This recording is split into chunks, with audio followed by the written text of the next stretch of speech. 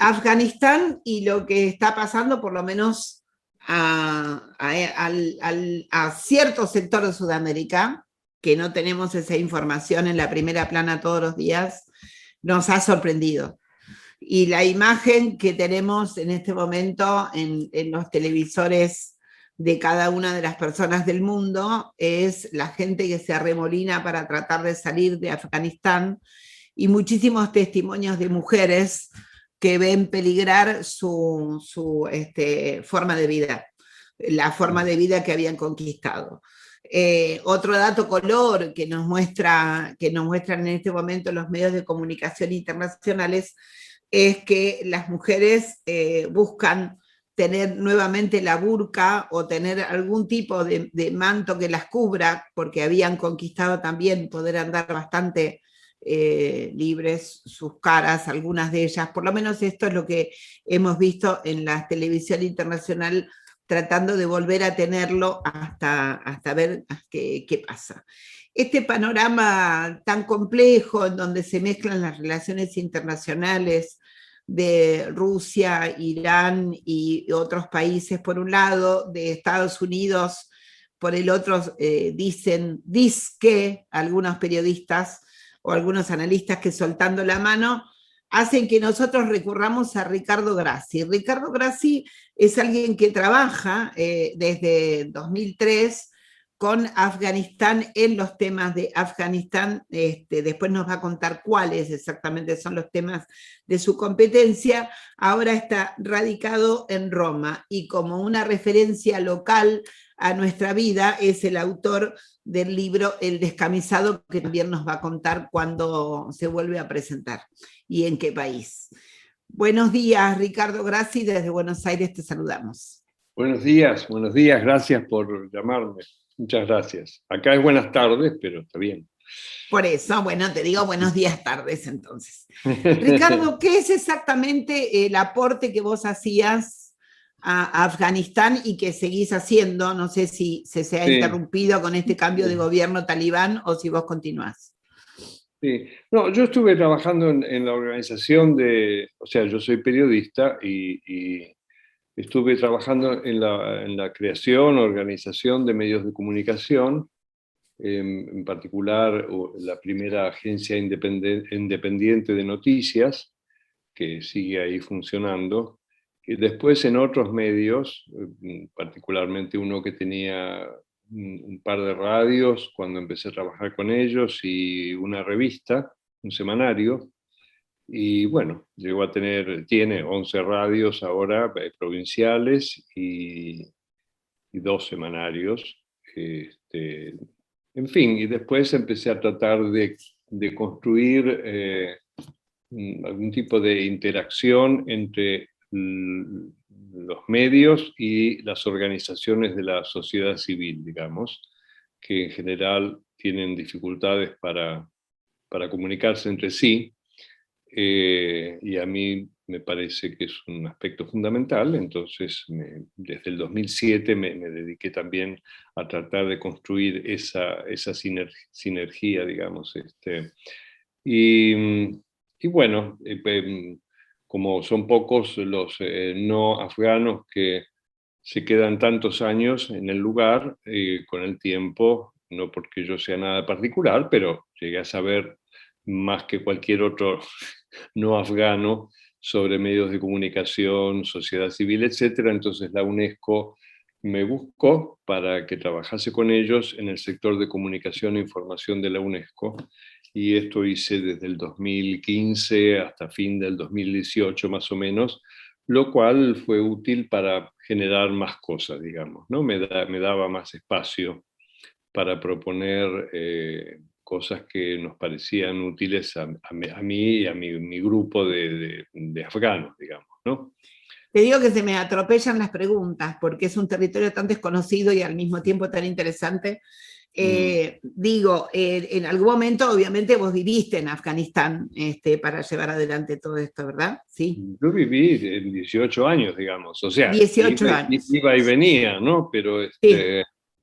Pero sí, eso fue, y en realidad es mi realidad más contundente, en la cual aprendí tantas cosas, ¿no? Y para mí mucho más interesante que lo que podría hacer en Europa. Obvio. ¿Cuál es el ida y vuelta que vos tuviste? ¿Con qué me hace acordar de alguna manera a lo que muchos compañeros hicieron allá por la década de los 80, quizás también 90, cuando fue, ¿te acordás el tema de Nicaragua, donde muchos compañeros fueron a desarrollar las radios y un montón de cosas que estaban tan atrasadas y Nicaragua?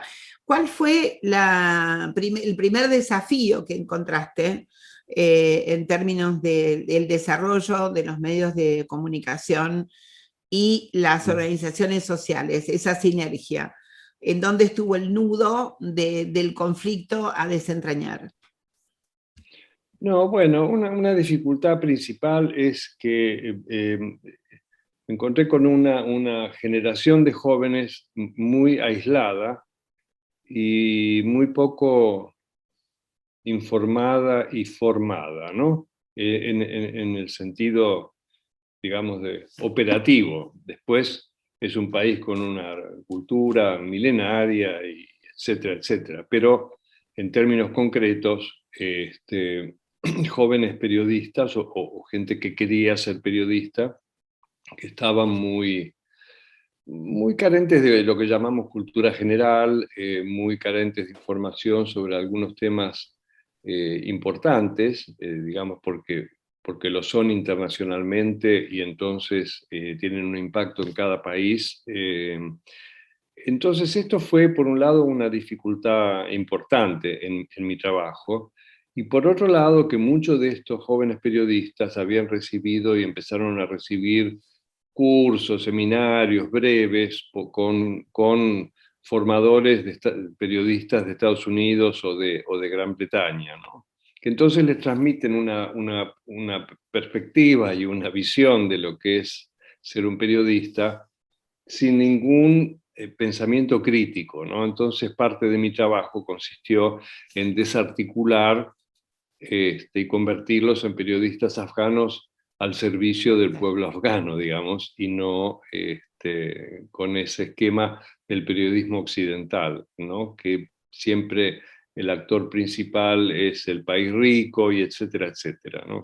Entonces, esto es, esto fue las dificultades mayores, pero bueno, eso también lo hizo muy interesante. En algún momento sentía como vergüenza estar diciendo cosas que para nosotros eran clarísimas ya en los años 70, 80, pero en realidad el mundo ha ido de modo tal que todo aquello que era muy claro se logró borrar, y entonces te encontrás con otras generaciones que no tienen ninguna elaboración crítica, ¿no? Y entonces repiten mecánicamente lo que les han dicho y lo que les parece que es el único modo y lo único que está bien, ¿no?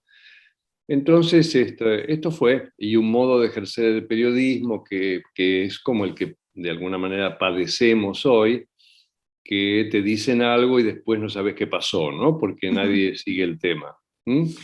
Las dos últimas, no últimas en este minuto, sino en esto que te digo, y después sigue Laura. Mujeres y redes, ¿cómo se fueron incorporando a este sistema de comunicación que vos armabas? Bueno, en mi contexto de un modo natural, porque había mujeres jóvenes periodistas, ¿no? Y entonces, al crear las salas de redacción y quienes empezaban a trabajar, bueno, tratábamos de tener cuidado en que fuese más o menos equilibrado el número de hombres y mujeres. Y después, como ocurre en cualquier lado, las mujeres suelen ser mucho más determinadas que los hombres, o es la ventaja de estar a la ofensiva y entonces el hombre pasa a la defensiva, y esto es muy interesante verlo, y muy bonito también, ¿no? Entonces, qué sé yo, el primer trabajo importante fue organizar esta agencia de noticias, y llegó el primer Ramadán, cuando entonces todo funciona de un modo distinto durante 40 días, y yo les dije, bueno, habrá que organizar turnos, ¿no? Y entonces la primera reacción de los hombres fue decir, bueno, en esto, claro, serán solo hombres. Y entonces yo dije, bueno, pero ¿por qué? Preguntémosle a las mujeres también. Entonces las mujeres dijeron, no, también nosotras, ¿no? Porque el turno es sobre todo nocturno. Entonces cuando hay Ramadán, a las 5 de la tarde las mujeres tienen que cocinar para que cuando cae el sol se puede comer, digamos, ¿no? Se llama iftar. Y entonces en la mentalidad de los periodistas varones era, no, las chicas se tienen que ir a la casa y cocinar. Entonces ellas dijeron que no. Ahora, todo esto era muy notable porque esto a estas mujeres periodistas les significaban conflictos en la casa, conflictos en el barrio, o sea, el drama de que si hacían el turno de la noche, volver de noche a la casa, es una cosa muy mal vista, y que ellas entonces decidían desafiar, pero para el barrio ella podría ser un proyecto de prostituta, digamos, ¿no? Porque todo esto, más allá de lo que digan los occidentales y de toda la retórica y el bla, bla, bla, porque yo creo que fundamentalmente a nadie le importa nada si las mujeres tienen burka o no tienen burka, fundamentalmente esto es una cuestión cultural muy, muy profunda. Y entonces no es que se resuelve con un decreto de un día para el otro. Además, la historia de Afganistán muestra que cada vez que alguien ha querido acelerar lo que se llama modernización, bueno, terminó colgado del poste de la luz, ¿no? Hay mucha reacción entonces tradicionalista, integralista, ante aquello que hace sentir que se pierde una identidad. Entonces, esta identidad, que sería la islámica, por referirse a los últimos cientos de años, digamos, porque antes ahí había otras religiones como en otros lados, pero no sé, no se cambia así de un día para el otro. ¿Mm? Ricardo, yo te quería preguntar porque mi ignorancia es total. Mm. Y siempre que veo estos casos raros, ¿viste? No entiendo por qué, si nos podés explicar, Afganistán se convirtió en una especie de lugar de tironeo entre la Unión Soviética, Estados Unidos, de distintos países. ¿Qué es lo que tiene Afganistán en sí mismo para que se haya convertido en un coto de caza, digamos, de las grandes potencias? Mm. Y que hoy estamos viendo cómo después de 20 años de prevalencia de Estados Unidos en el Mm. país, de esta modernización, una de esas que vemos que nos estás contando, eh, están los talibanes, que tampoco se sabe si son tan terribles, digamos. ¿Cuál es la realidad de Afganistán y por qué es coto de Mm. caza de las grandes potencias y su Sí, vida sí, sí. cotidiana y su cultura? Sí. Bueno, Afganistán es un pedazo de tierra, digamos, que es como el nexo, la conexión entre Asia Central y Asia del Sur. ¿Mm? Entonces esto históricamente ha funcionado así, porque no es solo Estados Unidos y la Unión Soviética, fueron los persas, fue Alejandro Magno, fue Genghis Khan, fueron los rusos, después los soviéticos, después los americanos.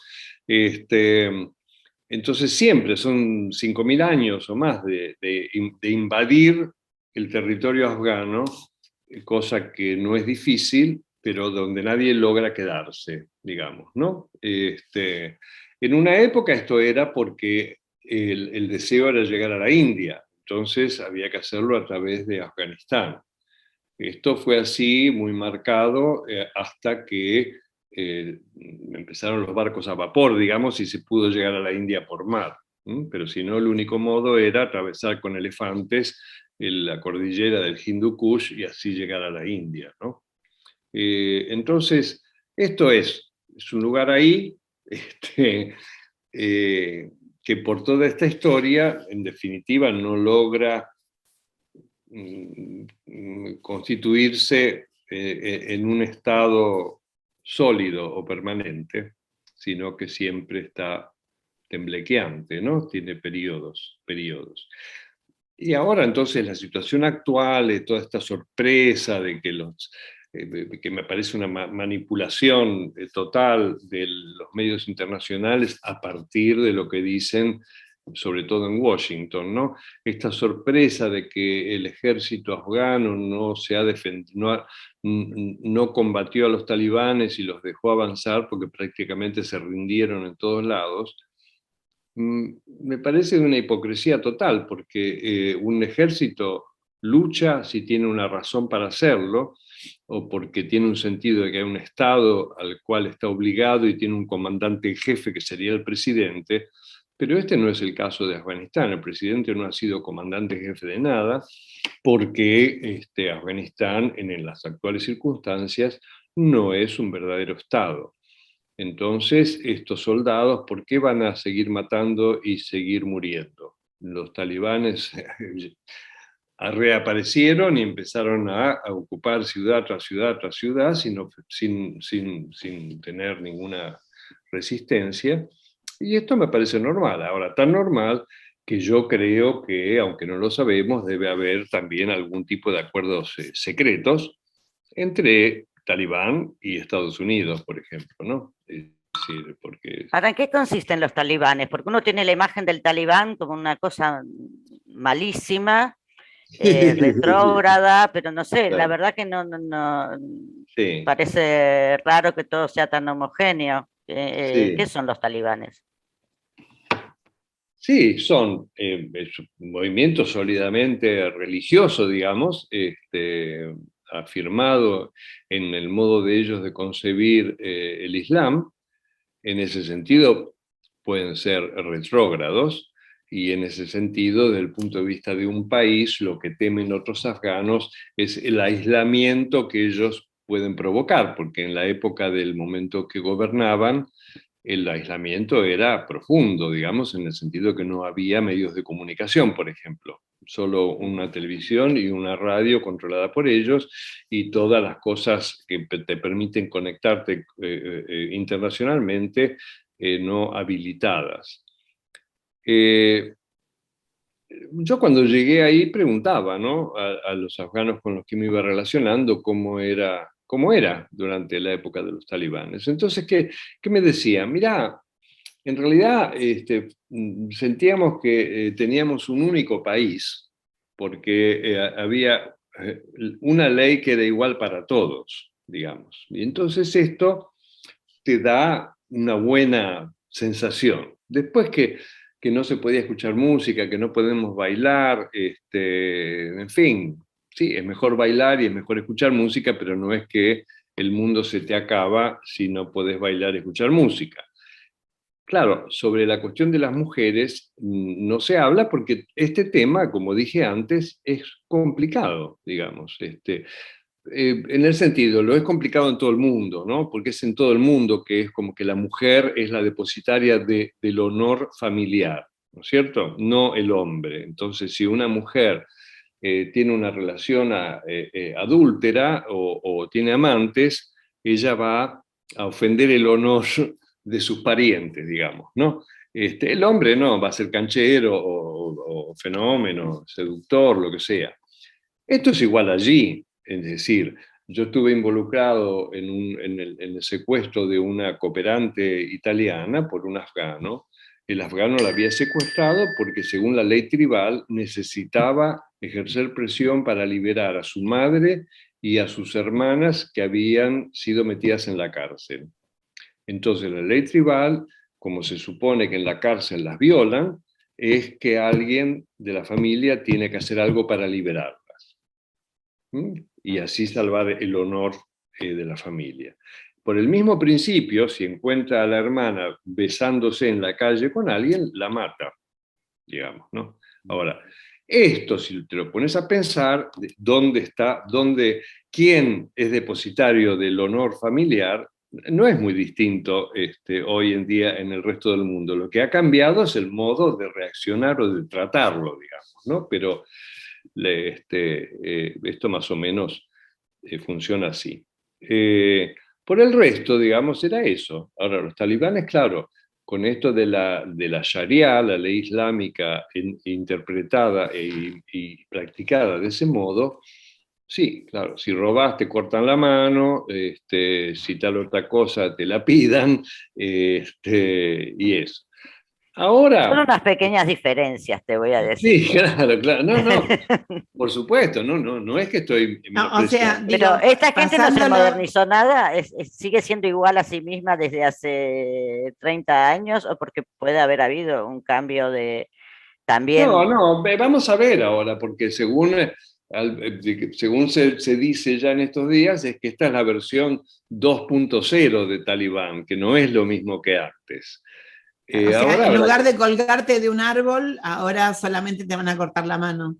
Digo, a mí lo que me preocupa es que haya una cierta naturalización de un periodismo europeo o de un periodismo manipulador, como vos le quieras poner, no me importa de qué lado venga, en el tema de que, bueno, son sus costumbres, son sus leyes, no intervencionismo y todo eso, que a nosotros nos parece bien que la gente no intervenga en la vida de No, otros mira, a mí lo que países, me preocupa es pero ahora los veo corriendo, tengo la tele acá prendida y veo que hay un temor real de un retroceso al endurecimiento de todas esas, cada una de esas cosas que vos estás mencionando.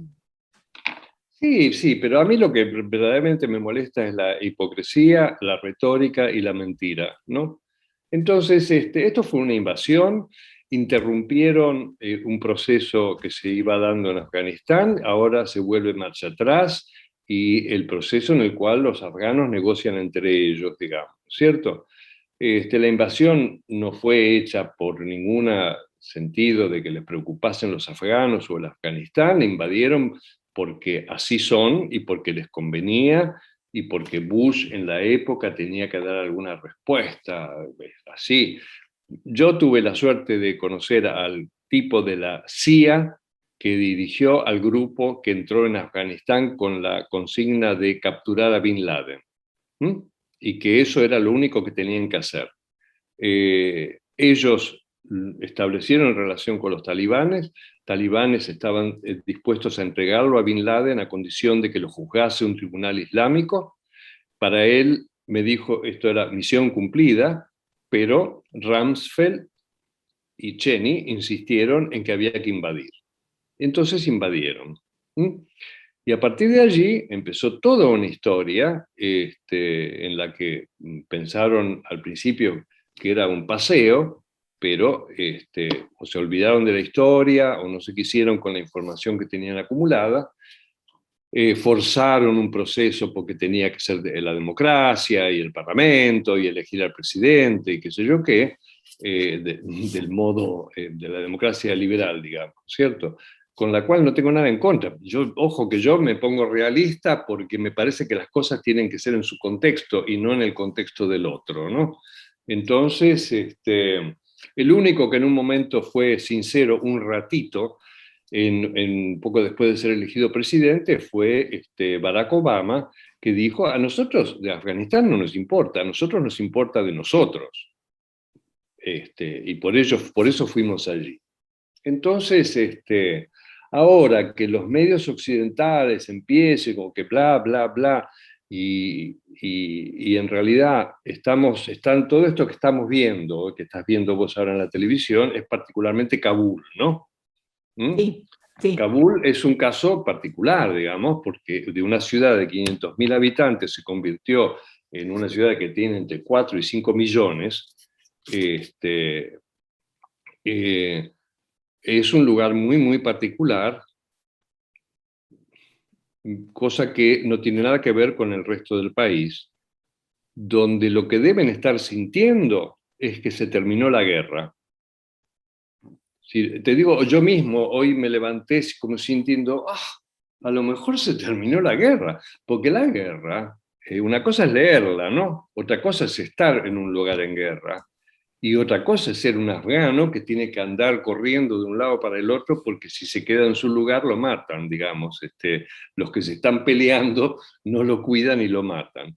Entonces, si aparece uno que te dice yo domino, controlo, y acá no hay más guerra, la gente común no es ni ideológica ni nada por el estilo, digamos, ¿no es cierto? Es quien te da tranquilidad. Entonces, esto es lo que deben estar sintiendo en muchos lugares. Después, hay otros que, claro, en este momento están a riesgo y por eso estamos haciendo tantas cosas para ver si consigue la visa de algún lado o cómo se hace, porque los que primero salen corriendo han sido los de las embajadas de la OTAN y de Estados Unidos, ¿no? Entonces, ahora están viendo cómo hacen una ayuda humanitaria y bla, bla, bla. Pero esto es un escándalo, la verdad, y que debería servir para mostrar cómo actúan. Porque si vos te fijás en todas las cosas hacia atrás, y a diferencia en la historia de otros imperios o de otros países colonialistas, parecería que lo que hace Estados Unidos es poner patas para arriba todo, es decir, Irak, Siria, Libia, Somalia, y ahora Afganistán, estos llegaron, ahora se van y eso es tierra de nadie, ¿no? Ahora, no es verdad que no hubo cambios, y pienso que ha habido muchos cambios, y que hay muchos individuos que han recibido muchas cosas y que entonces esto ayuda a que haya cambios y esas son las cosas que hay que poder negociar para defenderlas, digamos. Pero Sí, por eso te decía yo, si los talibanes incluso mm, han tenido una evolución en su yo propia supongo que sí, pero cultura. yo supongo que sí, pero no lo sé. Digamos que yo no tengo relación con los talibanes, no la he tenido. Mm. Tengo amigos que sí la han tenido y la tienen, entonces, porque no son unos energúmenos, no lo eran tampoco antes. Es más, hay gente que podrías definirla con un sentido popular muy claro, y que por eso la gente en realidad los aceptaba sin ningún problema. Muy poco burocráticos, claro, esto los lleva también a A una... resolver las cosas muy rápido. Claro, claro. Pero eh, sí, yo no sé. La verdad que esta invasión tendría que haberse terminado mucho antes. Pero bueno, no tiene sentido tampoco decir lo que debería haber sido. Y esto es lo que fue y veremos ahora. Pero es una cuestión que a mí me parece bien que se vuelva a dirimir entre afganos. Ahora, al mismo tiempo que pasa, ya inmediatamente ayer China, Rusia y Turquía han dicho que ellos no cierran las embajadas, que más bien las amplían, y China anunció que está dispuesta a dar la ayuda financiera que sea necesaria. Porque bueno, esto es una cuestión de geopolítica también. Veremos qué hace Pakistán, porque Pakistán su problema principal es con la India, y entonces ha intervenido todo el tiempo en que haya un Afganistán desestabilizado, no indio, o que esté en manos de alguien con los cuales puedan tratar mejor y que la India pueda tratar con más dificultad, digamos, ¿no? Porque esto es.